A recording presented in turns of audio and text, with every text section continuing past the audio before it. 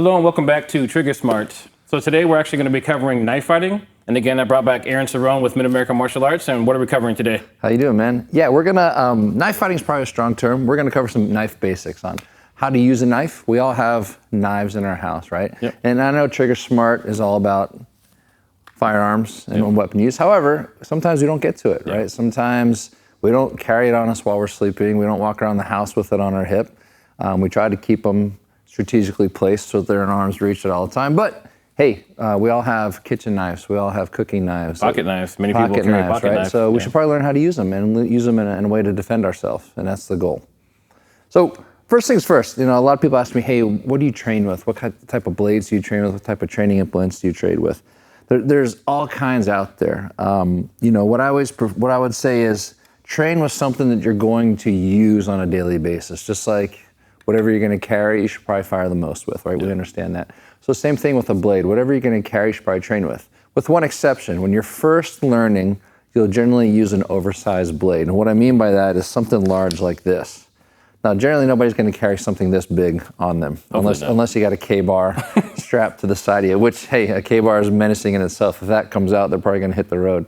But what this does for us is it gives us an oversized implement to learn the basic movements, and especially when you're first learning things like disarms, it's a larger lever to learn how to disarm, vice a smaller, more compact type of training blade like this, right? So this is closer to what you would probably carry, but now it's tighter, it's smaller, it's a little bit harder to use and harder to disarm, right? So we always kind of start out large and then slowly work to a smaller blade.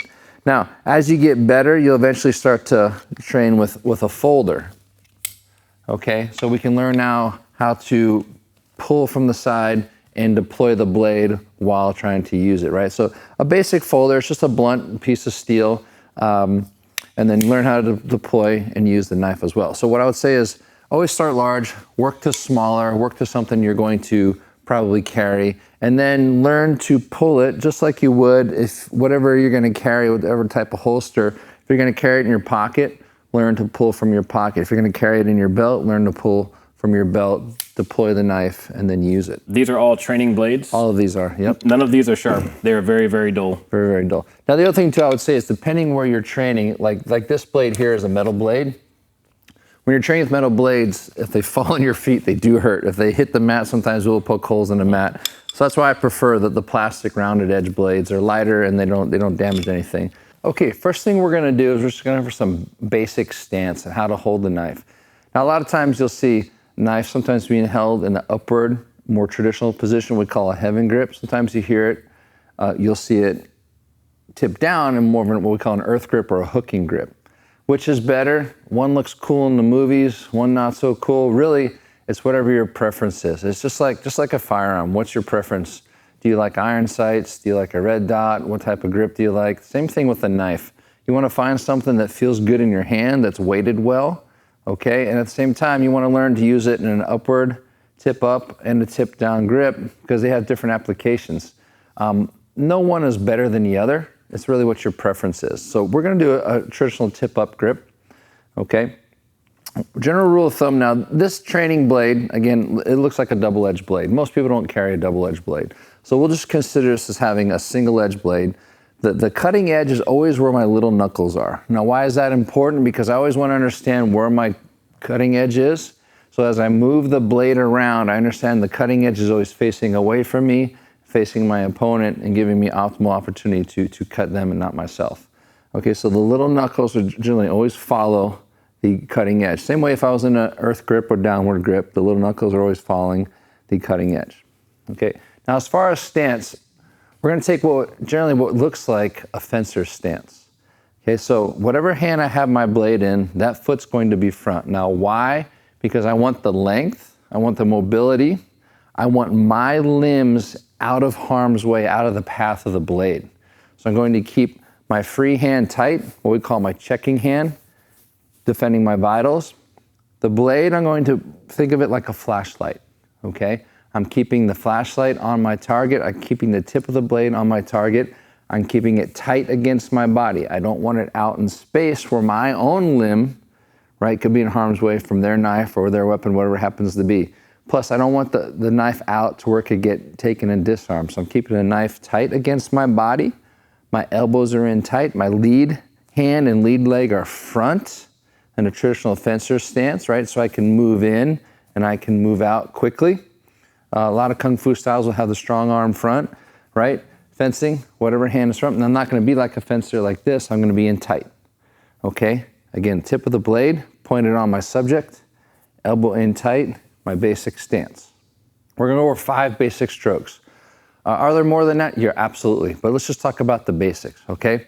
So basic stroking pattern. It's not a big swing like you'll see in the movies in a lot of cases. I want to be compact. I want to be efficient. So the knife is going to travel like in a circular elliptical motion. It's going to come out, it's going to cut, and then come right back to where it started. I'm not winding up. I'm not hitting and dropping.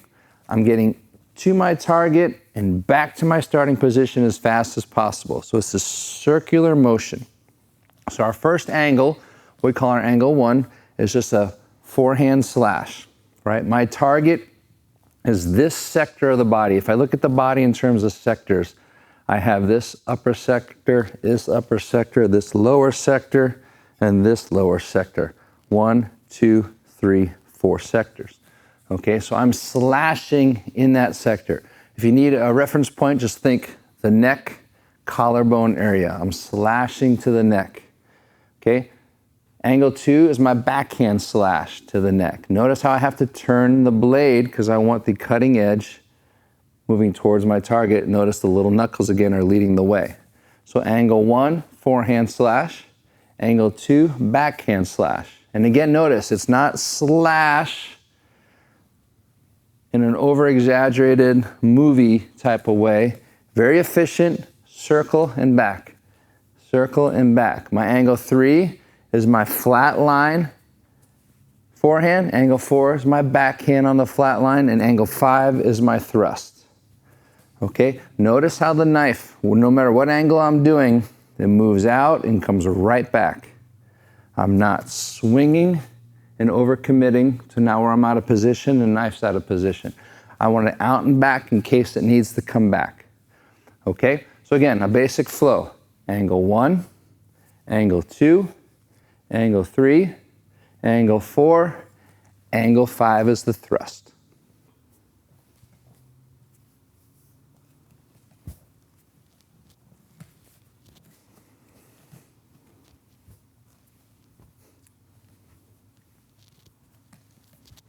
We just went through our basic 5 angles. We're going to do the same thing, but now with just an inverted grip. So again, being cognizant of where my cutting edge is, always follow the little knuckles. Again, I'm going to keep the knife in tight, not away from my body, in tight. So now as I'm going through my basic angles, I have to understand how I need to turn and angle the blade. So if I'm slashing in that number 1 angle, I need to turn the blade up and allow myself to come out, letting the small knuckles lead the way. Okay, notice the angle of my arm and my hand. When I have the tip up grip, I'm able to reach out a little bit easier. Okay, so the tip up grip tends to work better for slashing in my opinion, right? But you can definitely slash with the tip down, right? So angle 1, still that forehand slash. Angle 2, now I have to turn it to get that backhand slash in that upper region.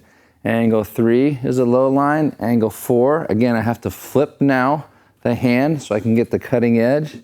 And my thrust now, boom, is coming away from my body.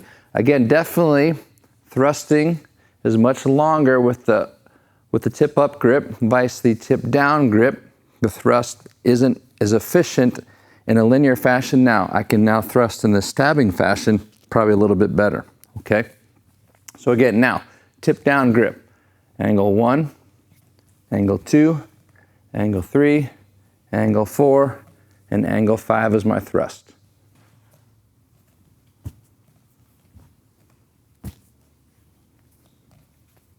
Okay, now I encourage you, practice both tip up and tip down to find out which one feels best and works best for you. Also practice left-handed as well. Okay, you never know which hand you're going to have to use or which hand is able to grab the knife, right? So you always want to be as efficient with the left as the right, okay? So work both hands.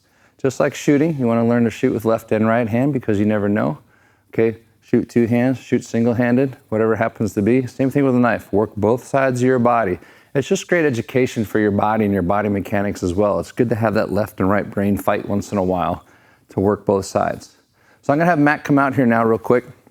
So you now have some reference point as to what I meant by the sectors, right? So if Matt just puts his arms out, we can see my upper sector on the left and right side of the body, my lower sector on the left and right side of the body. So now, if I'm gonna do the basic, again, tip up grip, if I do my angle 1, I'm just coming to this upper sector, slashing and coming right back. Notice I'm not slashing and overcommitting. I'm getting out and back, ready to go again, because I might have to come out and back and follow it with a thrust. So my forehand, angle 1, my backhand, angle 2, my forehand, angle 3, my backhand, angle 4, and then my thrust. And again, the thrust can be low, the thrust can be high. Doesn't really matter, okay? Anything in this sector, we're considering an angle 1, right? It could be a thrust, right, in angle 1 as well. Now, can you also tell them why you don't want to overcommit to a big slash? Well, for a couple of reasons. One, if I go to overcommit and he just leans back a little and I miss, now I'm out of position, okay, as well. Now, also, if he has his own knife and I miss, now here comes his cut as well, okay? A lot of times if you overcommit, and now I stumble, and I'm out of position. And my ability to return is that much harder. So I want to be able to be under control, and now I can return or come back with a second motion as faster or as fast as I can, right? And I'm in a defensive position immediately. I come out and I get right back. I'm still in a defensive position in case his knife comes or his punch comes, whatever it happens to be. Okay, now the beauty of the knife, right, is that the knife is always live, right? Unlike a handgun, I'm not saying one is superior than the other. Personally, in close quarter combat, I'll take a knife every day because I can work very fast with a knife. You don't run out of bullets. Anytime the knife is moving, it's cutting. Anytime the knife is touching, it's cutting, especially a good sharp knife, right? I don't have to acquire, aim, hope I hit a vital organ. I'm cutting everything I touch, and the knife is very fast. You've all seen the statistics, or I'm sure you've seen in the news, you know, someone, especially in this sewing machine motion, can stab somebody 20, 30 times in a very short period of time, right? And they're immediately bleeding out. So the knife is a beautiful tool for self-defense, especially and personally in home defense, where it's very close quarter, happens very fast. I can grab a knife and I can immediately start to defend myself. All right, thanks guys for watching. If you want to see part 2, let us know. We covered the fundamentals today. Part 2, we will cover more advanced techniques and combinations. Perfect. And just remember, you know, practice makes permanent, right? So always practice with your right hand and your left hand. Start slow, be particular with what you're doing, and as you get comfortable, speed it up. And as always, like, subscribe, and share to someone who doesn't know what they're doing with a knife. And we'll see you on the next one.